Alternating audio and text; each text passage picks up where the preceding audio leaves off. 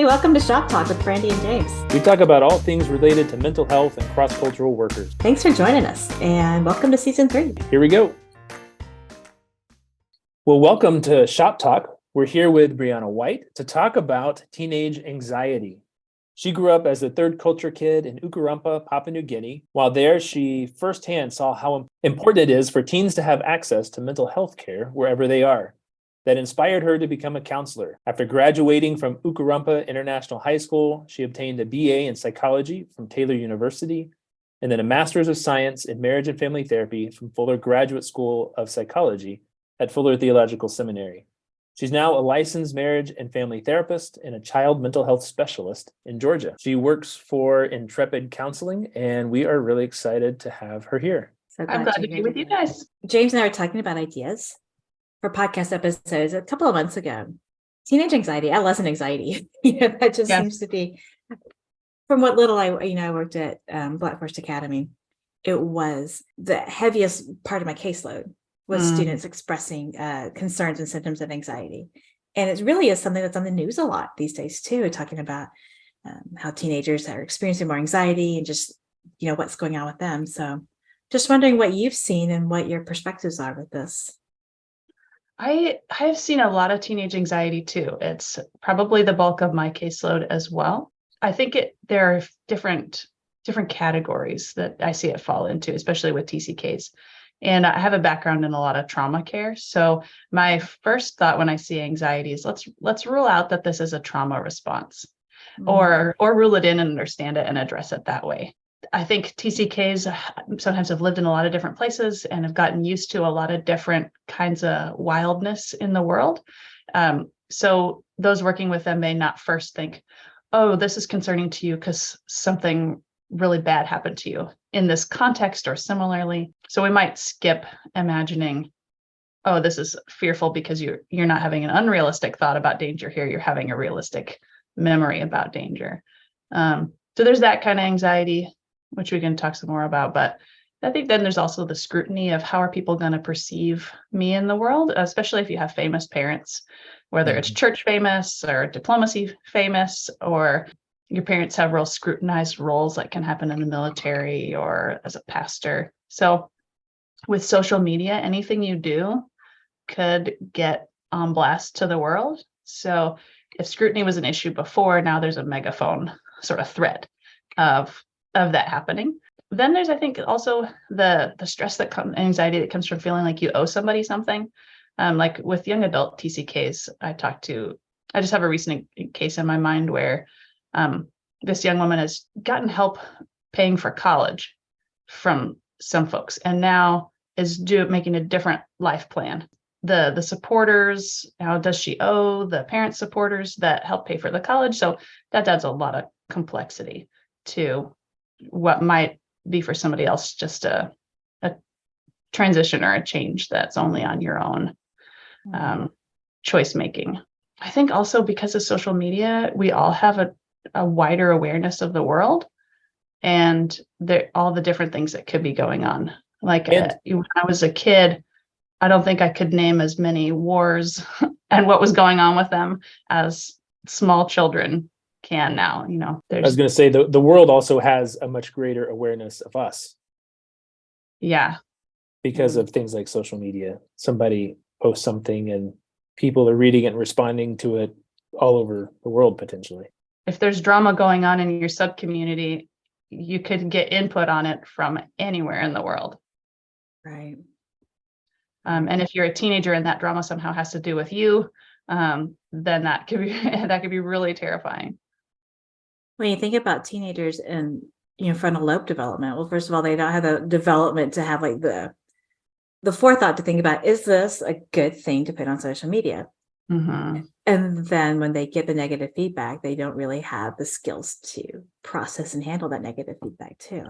Yeah, which makes being on social media dangerous but essential, and that's a recipe for anxiety or depression, depending on whether you're going to ramp up to try to meet this challenge or shut down because it's too much. We talked about sometimes the dangers on the internet, and we're thinking about predators or stalking, and of course that's a reality as well. But just the social danger is there. And sometimes it's there 24/7, because even if you're asleep, maybe the bully isn't.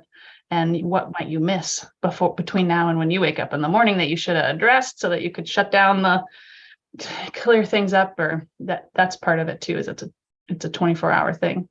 I was reading a book called Talking Back to Facebook, and the author was just watching his teenage daughter deal with the choices, like trying to choose what music to like, because based on what she chose could either result in acceptance or being ostracized for her choices. So we would spend weeks and weeks just pondering and meditating and debating which thing she should like. Like you're a world leader choosing the gift to give to the other, president or something like that. Yeah, that's right. It used to be you had to be at that level of public before you had to deal with that kind of scrutiny of your choices. And teenagers are so they kind of go through this developmental phase where you feel self-conscious suddenly a lot more and a lot more intensely. When I was a teenager a few years ago, I probably had symptoms of anxiety, but I really wasn't aware of it as much. Well, now adolescents are much more aware of what it means to feel anxious and what the symptoms are. Does that contribute to the rise in identified anxiety, or do you think this is something that's always been there? As actually the occurrence of it, has it? I can't think of the right word. I think yes to all of that, right? Because if you have more awareness of anxiety as a thing that can become a problem, when you find yourself feeling anxious, you might recognize it and tell somebody about it, as opposed to keeping it to yourself. So maybe in the past, people kept it to themselves because they didn't know it was a thing, or they didn't want to be ashamed of feeling crazy. Now I think teens are much more likely to admit that they're feeling anxious. So we're hearing more about the ones we're hearing from teens that are suffering with anxiety. But I think also because anxiety as a problem has so much publicity, when teens feel anxious, they might think they have a problem with anxiety when they're having anxiety that's normal. I think we've all read psychology textbooks and been like, oh my goodness, I have that. Yeah. I have that. Like the more you learn about a new, any kind of a new phenomenon or thing that can go wrong, everybody, adult, child, is like, ooh, do I have that? So if you have a substantial amount of anxiety, it might be hard as a teen to have clear, like, is this the kind of anxiety I need to worry about? Or am I unnecessarily worried about my anxiety? And that even just there, it can kind of be confusing just to talk about that. I wonder, as we think about just different ways to go with our conversation today, if we can start, because you kind of did a good job separating a few parts of it, to first kind of look at the trauma piece. Like, how do we, as parents or caregivers or an organization, be mindful of the potential for trauma, and then look at what are some of the unique characteristics of TCKs that might cause an increased level of anxiety, and then what are some ways that especially parents, who I think are most likely to listen to this podcast, can do to actually help their own teens be more regulated and even to work together as a unit, not just give advice, but to work together towards building a home and an environment that's less anxiety producing. Yeah, that kind of sounded like a 3-phase outline. I like the sound of that. That sounded really organized to my brain. Yeah, you mentioned it, ruling out trauma. What does that look like? So you don't have to be a therapist, but you might want to bring a therapist in if you find out a kid has gone through something really traumatic and is struggling with it. But anyone can ask a kid, do you remember something bad happening to you like this, or in this kind of a place? Like, does this bring up bad memories at all? A teen I was working with had a lot of anxiety when she got in the car, and driving in the car was really scary. And she said, well, part of it is just the road is so much more complicated. There's so many more cars here. They're going so much faster. And that feels scary. But that didn't seem like all of it. And I asked her, has anything bad happened to you in a car before? And then there was all the bad things that have happened to her in the car before, like the mob that surrounded the car and were beating on it, and you didn't know how it was going to end. And that's a classically traumatic situation where it's a real physical threat, imminent threat to your body, your safety, your loved ones. So that was a traumatic experience that I don't think, because she didn't have PTSD. She was very functional, but it was affecting her. And I think it hadn't gotten recognized as a really impactful event because the appearance of problems related to it didn't come up till, I think this might have been 13 years later, where we were talking about it. I think people forget about trauma that it can be, the problems from it can be really disconnected in time and space. Yeah. But that simple question, like about bad memories or a bad thing, kind of like this happening before, a parent can ask that and find out a lot. I think a lot of parents may, because they saw all of the same events often as the kids, but they saw it through their adult eyes. But trauma is not an event, it's an experience. So what really matters for the teen or the kid as they were experiencing it, what was it like for them? So as parents to even notice some of the events that they saw through their adult eyes might have been experienced very differently through kid eyes, because some things are a lot more scary when you don't realize what else is going on around you. Yeah, when you're not picking up all the information that might indicate that this isn't going to be life-threatening. Like if there's pieces that you're not aware of as a kid of why this might turn out okay, then your terror might be just that much bigger. One of the counselors I worked with at Black Forest Academy had a significant life event questionnaire that she put onto our intake, and it was really helpful. And it was like, you saw this happen, someone close to you experienced it. And some of the things that came up that would not have come up on their history, or if they were just telling you like, I'm anxious, I don't know why. And then you look at like, oh, you witnessed a carjacking, that's contributing some. Yeah, exactly. Well, sometimes kids might seem like they have agoraphobia, and a TCK I once asked, has anything bad happened to you where you're in a crowd with lots of people around? Oh yeah. And there were like 3 things on the list of really, things that we would consider traumatic.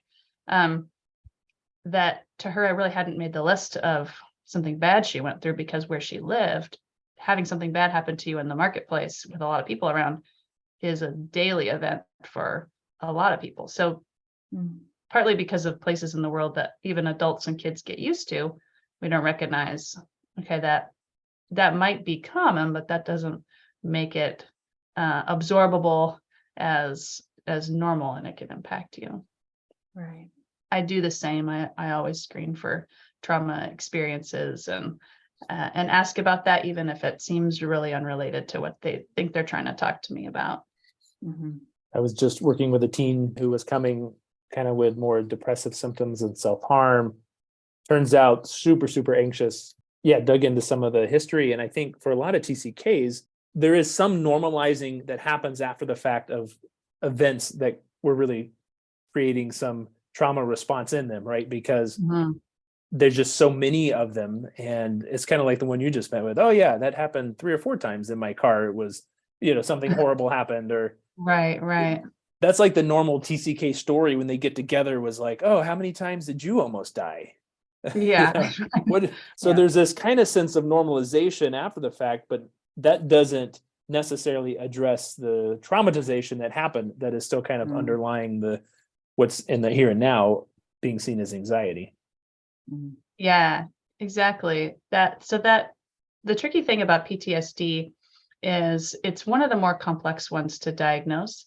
And a lot of times, even by professionals, it can get mistaken as anxiety, solo, like just anxiety or just depression. But within the trauma, within the PTSD diagnosis, there's the part about how it makes you feel like you want to shut down and you want to avoid, and like you think badly about yourself. That's kind of a compartment within the PTSD diagnosis. And then there's the part about how it makes you feel scared and remember stuff, and your body feels all upset. And so within the PTSD diagnosis, trauma and depression and anxiety are both in there. So that can be why it's so confusing, and why someone doesn't really get treated for trauma, because they might come in saying they feel just anxious or feel depressed. And as we're already noticing, there's this, what at least seems like this huge increase of teens who are reporting anxiety and probably depression. We'll save that for another topic. So I think for the non kind of trauma informed or non TCK aware therapist or caregiver, it's easy to not even look into that. Right. Yes. And it takes more time. So I was reading a book that's about trauma, and they were discussing the different lengths of time it takes a therapist to diagnose depression versus anxiety versus PTSD.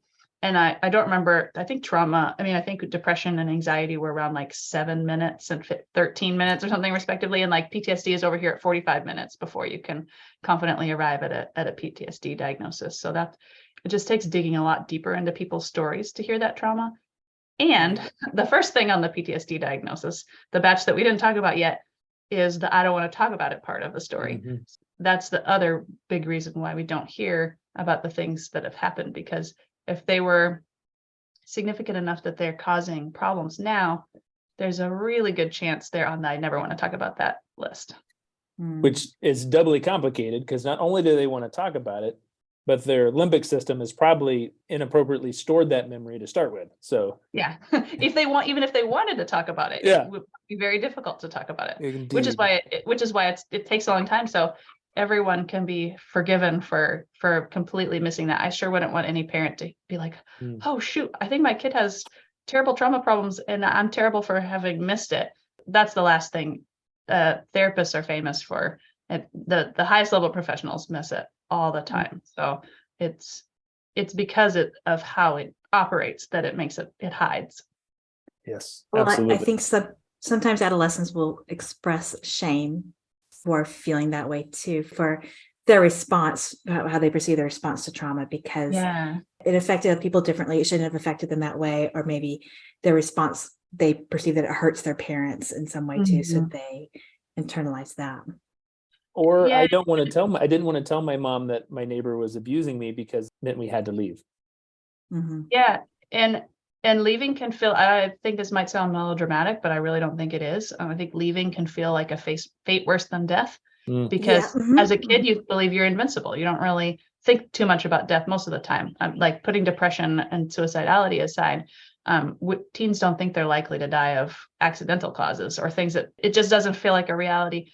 Having to leave your country when you don't want to feels like a really significant and very possible reality. So that's why anything that could threaten their ability to stay where they want to be is dangerous just inherently. Yeah. Anything else about that parents can be just paying attention to? Let's say they're noticing anxiety, thinking about parents, what are some things they could be looking for or asking as they notice, wow, this is a lot of anxiety for my teen. So the parent is noticing their teen has a lot of anxiousness and they want to find out if there's a trauma part of it. That's perfect. Yeah. They want to try to notice if their teen is really seems like they have a lot of bad memories being brought up by something that they won't talk about. And so that's a clue if they're not telling you about it, is that they won't talk about it. If they are telling you about it, you can find out if they have some stories about when this thing that they're anxious about really happened, or something like it happened to somebody else. But I think always with anxiety, whether it's trauma related or not, if you can run down what they're really specifically worried about will happen if this happens. Like with any kind of anxiety, if I tell my parents about this, then they might do this. And if they do this, then this might affect me in this way. And so you want to figure out what the worst case scenario is in the teenager's mind, or in your own mind if you're anxious as an adult, kind of figure out what the worst case scenario is, because then you're providing your brain an opportunity to think, well, could I live with that worst case scenario? And if you discover you can, now the whole topic has come down a level in the safety rating. But if I can survive the negative outcome, well, then this is bad, but it's not a survival level bad situation. But a lot of times it seems like it's the nebulous worst case scenario that they haven't thought out that seems so huge and scary to them that you're saying, if they're able to put words to it, then it loses some of its power. Absolutely, putting words to it. And when you're worried, we're often worried about all the possible possibilities of all time. And if you can narrow it down of all time and space. And if you can narrow it down to what you're really worried about, at the end of that whole worst case scenario train, you kind of chop out some of the things that you've decided really aren't that likely. So you kind of go through and some of the worries step aside to make way for the real one. And in that way, you've cut down on the quantity of things that you're worried about. You might have a qualitatively really terrible worry that remains, but you've set aside some things I'm not really worried about that we're just trying to come along for the ride.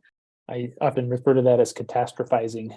Yeah. As just a tool that, families can actually do together, kind of pausing and noticing what the fear is that's there. And I think for parents or people who are caring for teens, to really be paying attention to what is a teen not able to actually manage themselves.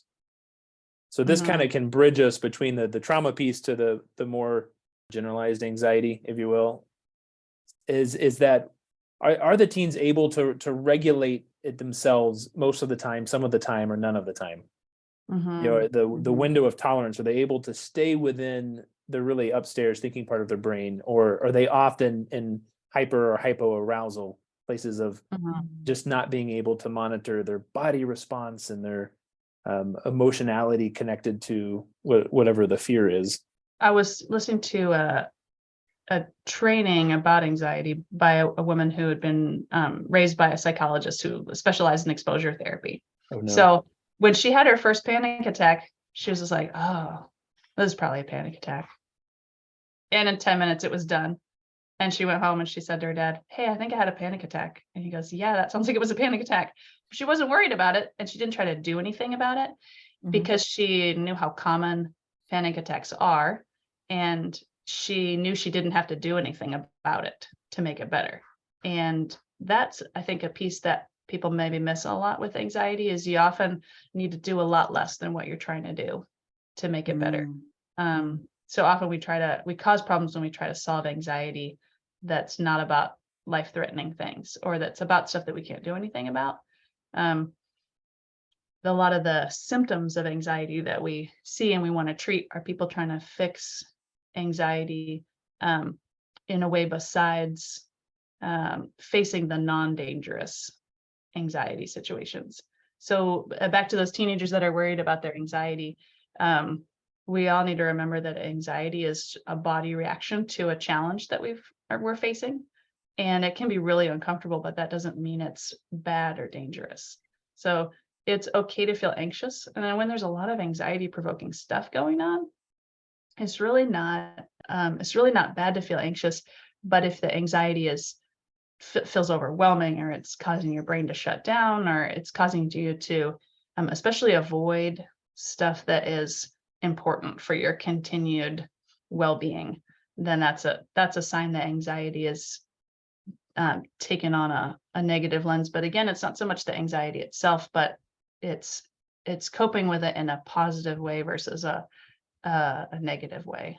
What are some ways that you see adolescents try to address their anxiety that's really probably not helpful?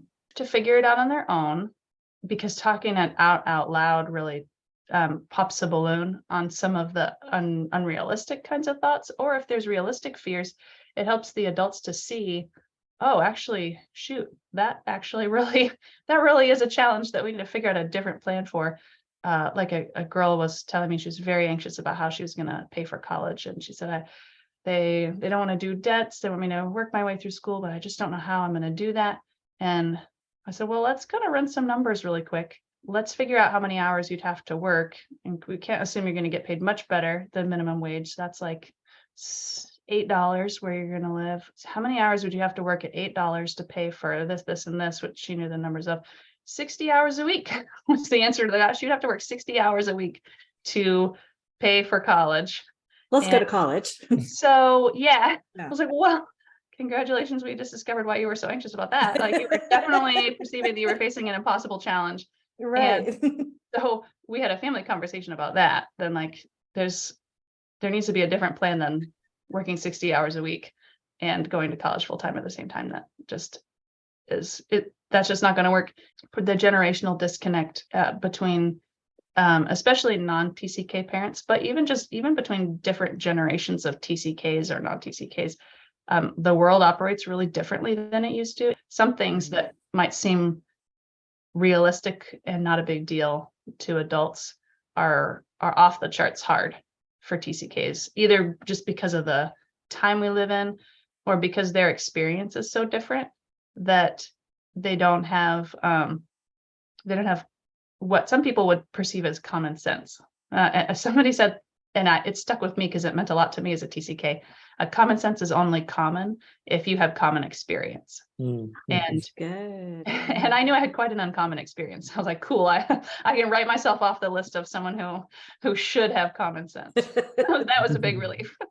Mhm. Driving, for example, that's a terribly anxiety provoking situation that if you can't do it, it can also be scary because then how are you going to work, and your parents are going to leave the country soon, or if you're perceiving as a teen, like, I don't know how I'm going to learn how to drive well enough for them to leave me behind in 6 months. I could die if this goes the worst possible way. I had a driver's ed instructor and that said, why are you looking that direction all the time? Cars won't be coming from there. I was like, how should I know? They won't be coming from Right. there. All my sitting in the passenger seat experience was in the other side of the world where they do come from that direction. So Right. I was busy looking at things, worried about things that wouldn't happen and missing things that would happen on the road. And I think that's a good metaphor for any type of inexperience anxiety. Anything from ordering at a restaurant to engaging socially at a megachurch youth group event in a culture that's not where you're used to being. I think that for a lot of TCKs, they miss out on some of the more normative experiences of their home culture that help develop some of the anti-reducing skills that just come with like having a first job, having some of the first types of work experiences where maybe you're working for a neighbor or a friend or a part-time job, or you have this one and you let it go, or you do this summer gig, or you learn to drive when you're 16 and you have a learner's permit for a year, even if there's all of these kind of really normative experiences that are kind of lost, and many amazing things gained with being a TCK. But you add that to all of the transition and the rootlessness, and I think there's some very real like underpinnings of the anxiety for the TCK.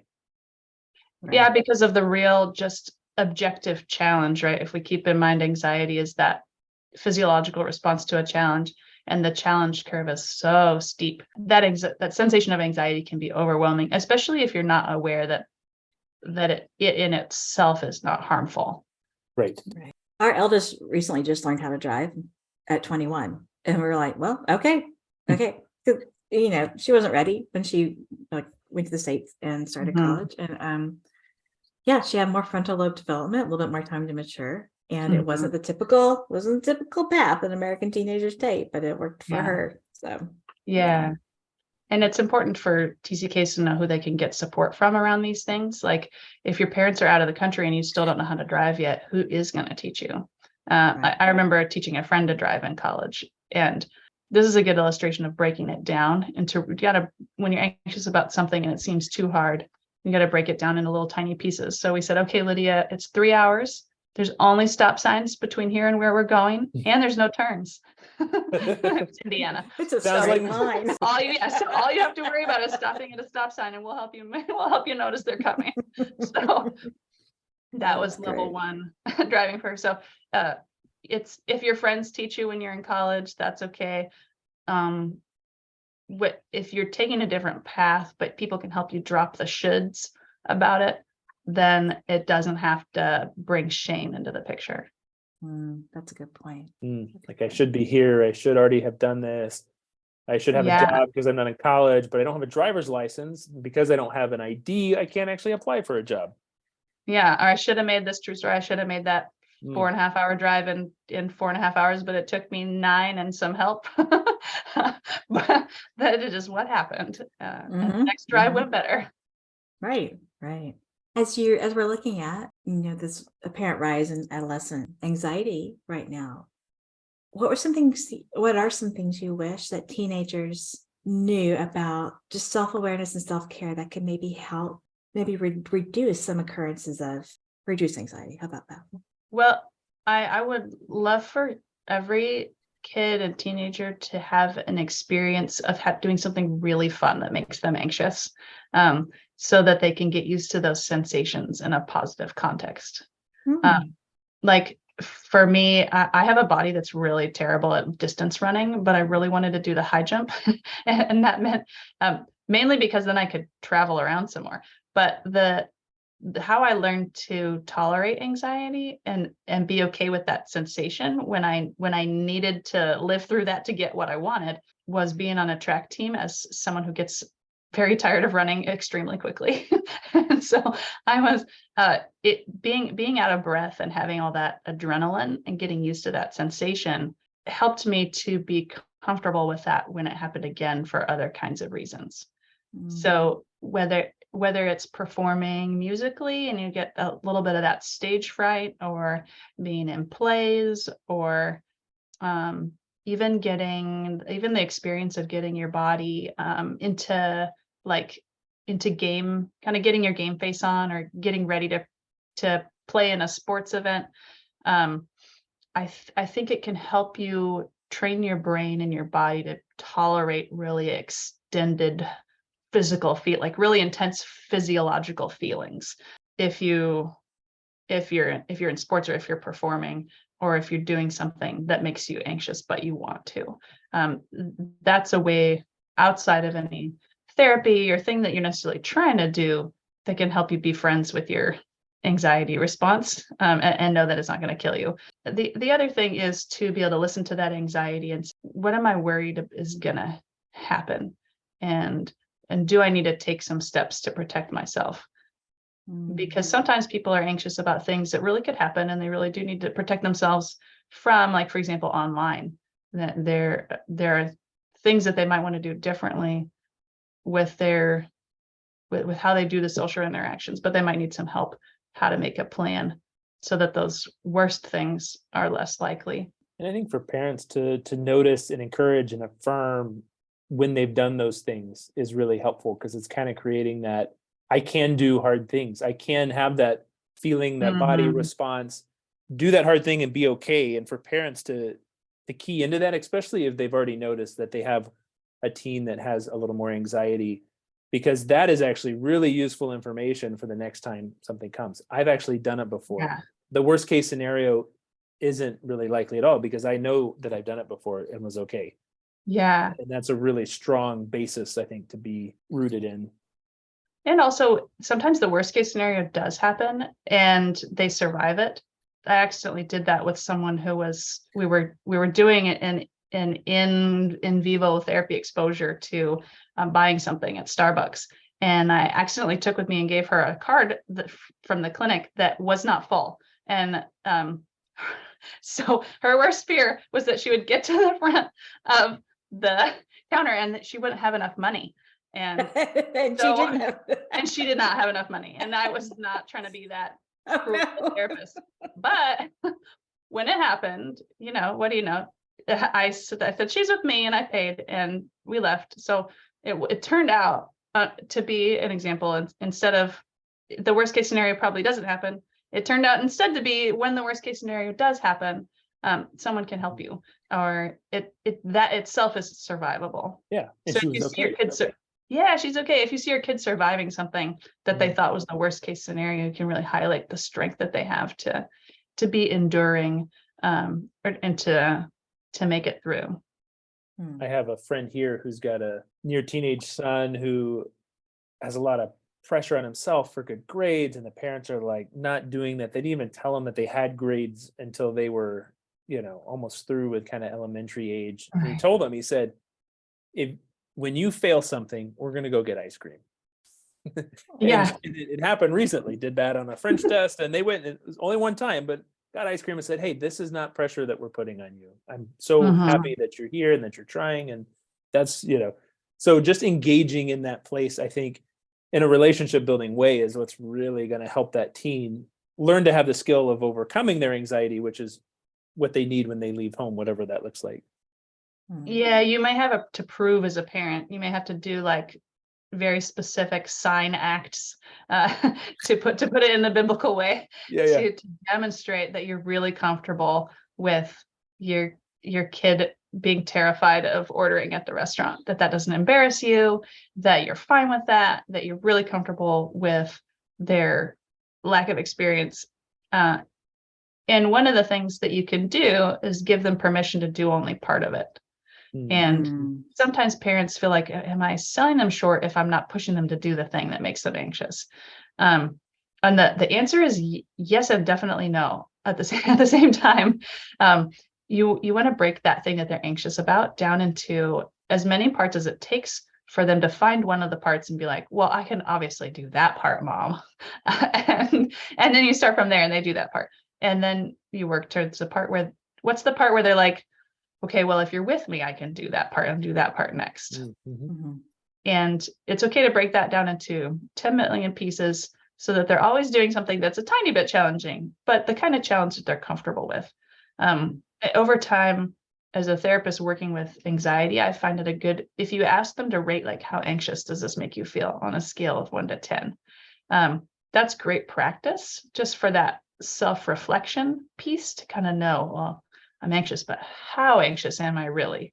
A good working level, it could vary by personality, but I find that if people are anxious at a level 2, they're very able to do this. They're not loving it, but they can do it. A really good working challenge is level 4. And if they're saying I'm level like 5, 6, 7 anxious about this, they might need it broken down a little bit more. You want to stay in the lower half of the 10 digits, kind of as a very gross generalization. When you work with adolescents, how much of that is involved? How much parental education is involved? Yeah, a lot. I very often finish a session with an adolescent. If the parents haven't been in the whole session, it really varies by personality of kids and what they're presenting with. But I very often will spend the end part of a session kind of recapping for the parents, and I will have the adolescent teach the parents what they've just learned as a way to practice integrating it, putting it in their own words.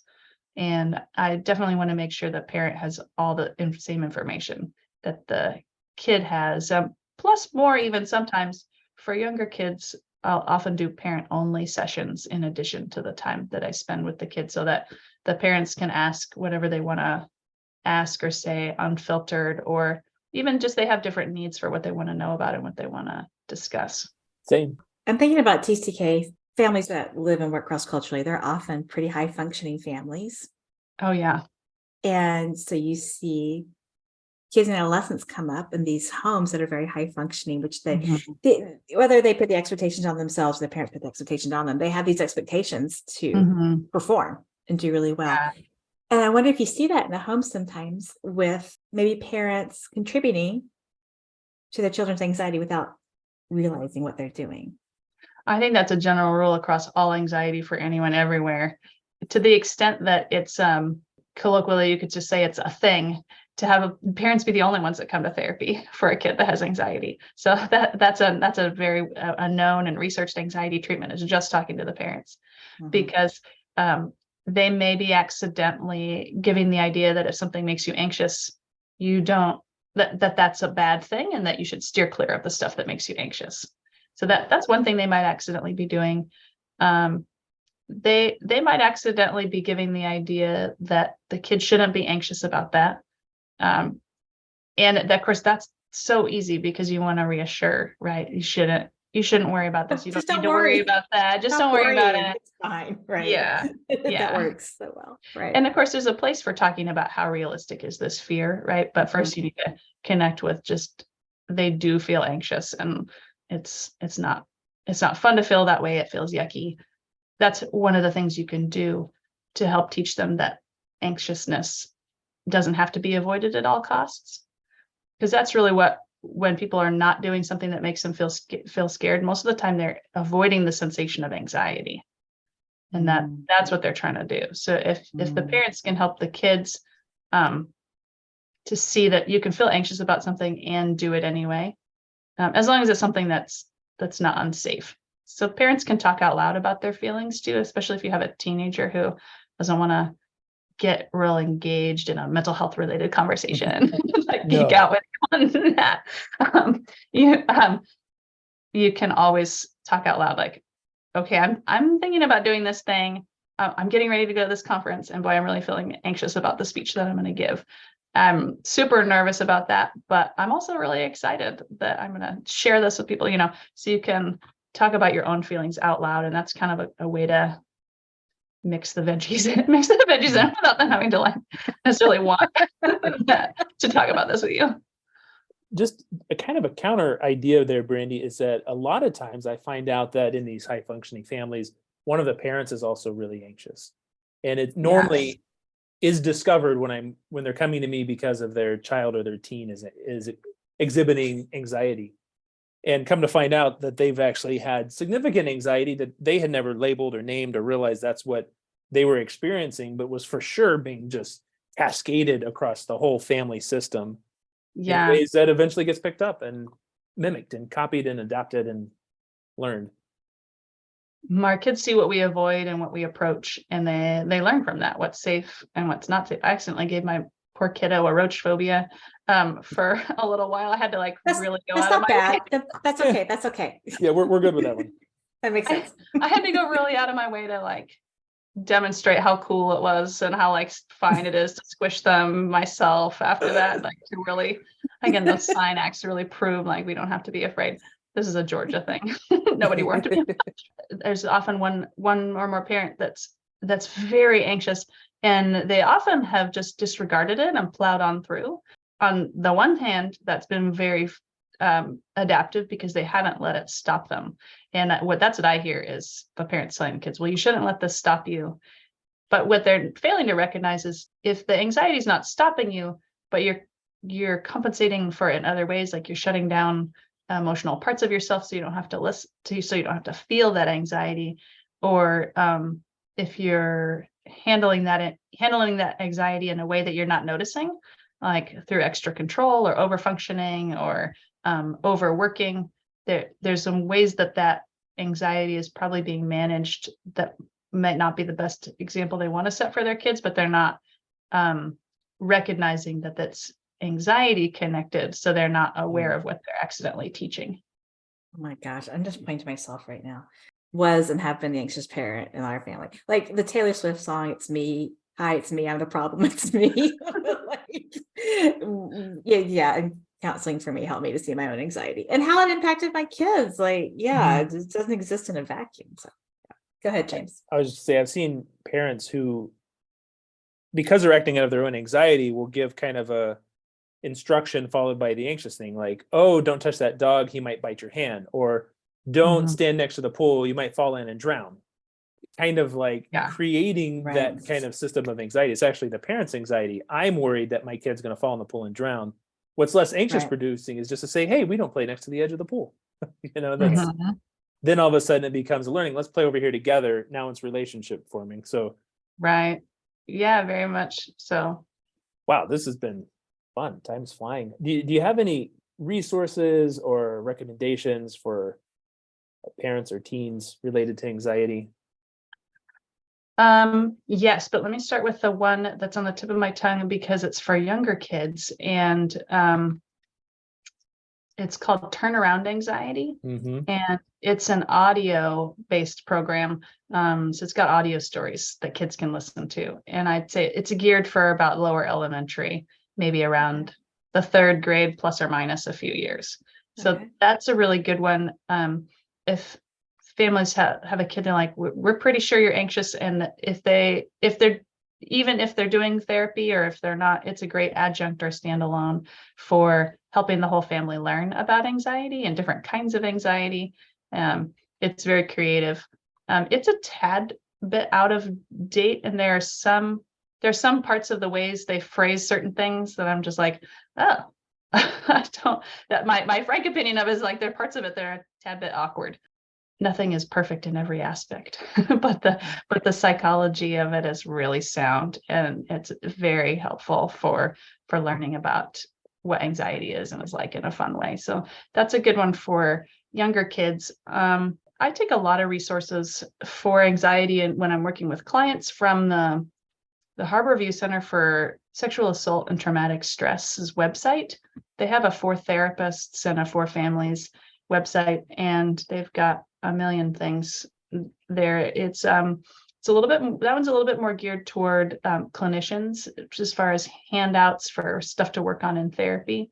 Off the top of my head, I'm sorry, I'm not thinking of a good name for a book or a website, but that's partly because it's so easy to find in 5 seconds a million things on the internet that are all very helpful. Because anxiety in some ways is kind of simple. It's wanting to keep away from that body intensity feeling of facing the challenge, and then it breaks apart into a million different aspects after that. But the general Google is probably like I search and sort and filter, and there's just a lot of great information out there generally. Dr. Dan Siegel has lots of great stuff about the brain. He's got a book called Brainstorm. That's the power and purpose of the teenage brain, and perhaps a bit deeper dive than the casual observer is going to want to get into. But for a parent that wants to understand their teen, or even for an older teen that wants to understand their own brain, he's got some great resources available. Yeah, I completely second that. Anything by Dr. Siegel, because he does a lot. He has some other books about parenting too, No Drama Discipline, which is a really good one for if you know your kid's going to be going through a hard time and they're going to freak out in the way they usually freak out when stuff gets rough. That would be a great one to be reading, to just kind of have you, and if you've got a co-parent, up to speed on what the plan is when they start to do whatever they do. That book's really practical. It even has pictures. And while we're having a Dr. Siegel love fest, he also did this book that is very brand new. This is for little kids, and it's got some tools for pausing and noticing what's going on with your feelings. And this is really good. This is age 3 to 6. It's called Now Maps Junior. And there's also Now Maps, which is for adolescents. That one's more like an 11 to 14. Dr. Siegel got his shout outs today. Yeah, he's very, very good. His hand model of the brain, I encourage all families to watch together. Oh, nice. Brianna, thank you. You're very welcome. It's great to be chatting with you guys. I've loved it. Yes, likewise. My pleasure. Bye. Bye. Bye, Brianna.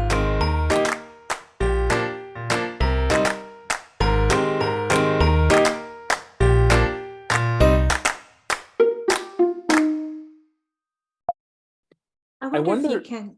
Oh, look at us. Jeez. Oh, look. Let me cook.